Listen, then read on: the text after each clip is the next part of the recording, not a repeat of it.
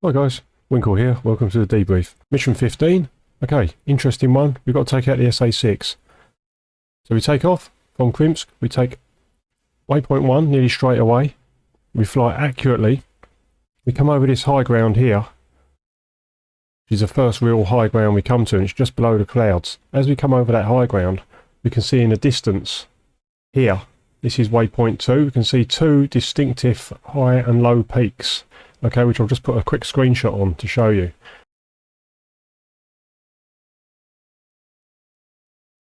Okay, so we come down to that point. We've got to stay relatively low between this high point here and these peaks here, otherwise we'll get launched on by the air defense systems. Okay, so we come down to here. We fly just to the left of this tall peak here, over the high ground to its left, and then that will trigger the response from Overlord.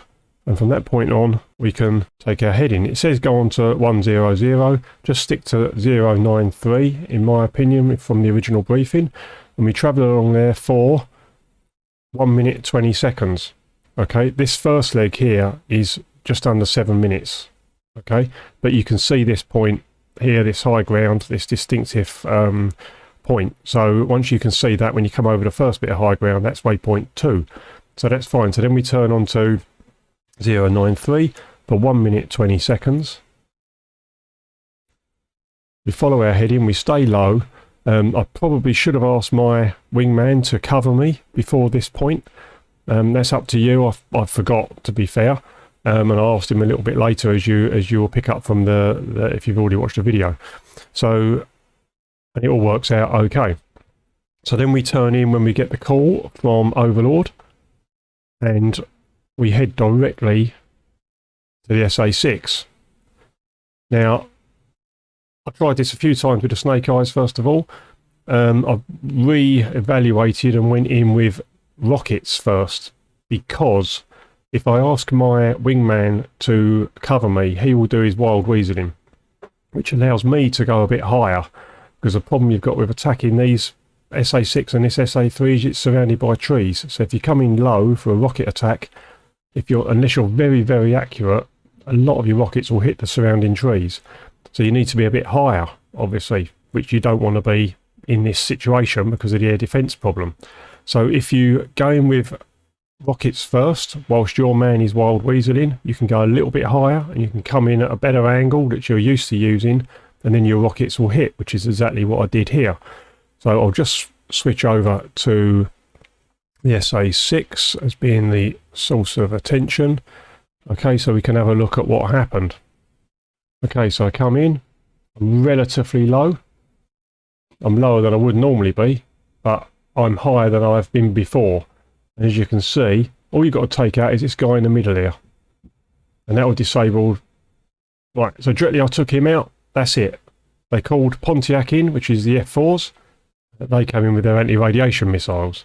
So I come round, that's good, good job done, that is. Okay, so I whiz round, stay low behind the trees, come back in, more rockets. Look, most of them hit, a lot of them hit the trees early on. Yeah, because the trees are sticking up here. You can see the problem you've got.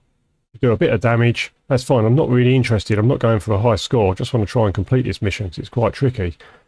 So I've taken the search and track radar out.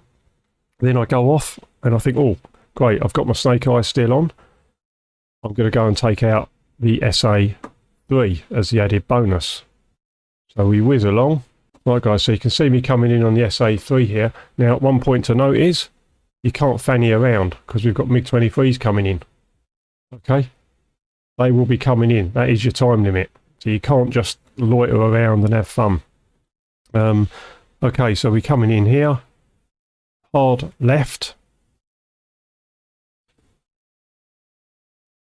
The thing I did with my Snake Eyes is I didn't adjust the reticle down to 120 or 125 because I found that was actually right off the bottom of the nose anyway, off the bottom of the screen.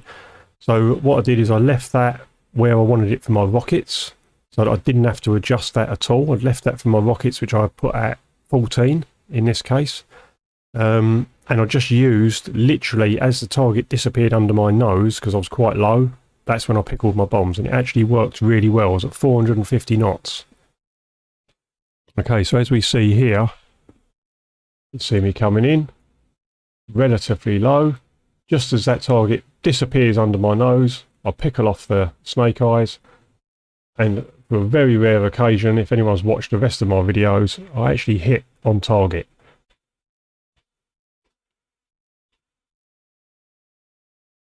Now, by pure chance, the AGM-45 Shrike comes in and takes out this, which is pretty useless. We want to hit these guys here. But nevertheless, we come in, I take out a fat face.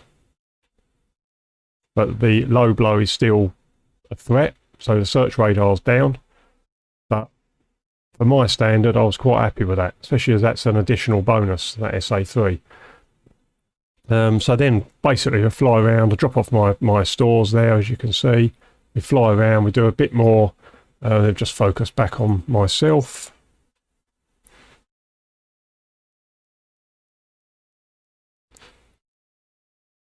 We do a bit more shooting, go in with cannons. That's some effect, not massive. You can see the enemy air defences here, trying to take out the F4s. The MiG-23s are now coming in.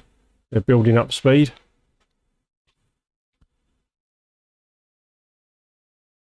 But Mach 1 now, that MiG-23 is really coming in now. At one point here, I decide to go and take them on, as you can see. And then I thought better of it, because that's utterly stupid. Because I've basically got self-defense weapons. I've got AIM-9s. These guys have got semi-active radar-guided missiles. It'd be stupid to try and take them on. My mission was to take out the SA6 and also the SA3 if I could. So then I changed my mind, quite rightly I believe, and turned away at this point here and went back to Krimsk, which I believe was exactly the right thing to do. You could keep flying this, I guess, and try and get a high score, but I was just treating it real. You know, I'd got my primary target, I've got my secondary target to a degree. So then I flew back along my waypoint exactly. Must not fly over these guys, otherwise you're going to have a real problem. I flew over my guys here. Nice and low, just to keep their morale up.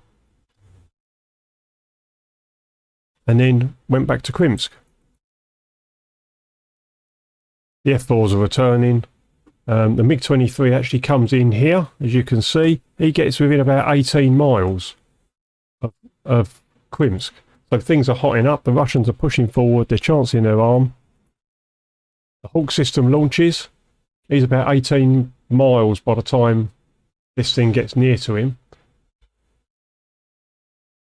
Launches a second one, which I captured on the video, if you want to catch that. And it takes him out. So they're chancing their arm now. They are chancing their arm, so we've got to be careful. Okay, guys. So, hope you enjoyed that. Catch the video if you didn't see it. Hope this debrief's been useful. Any questions, chuck them in the comments and I'll respond. Winkle out.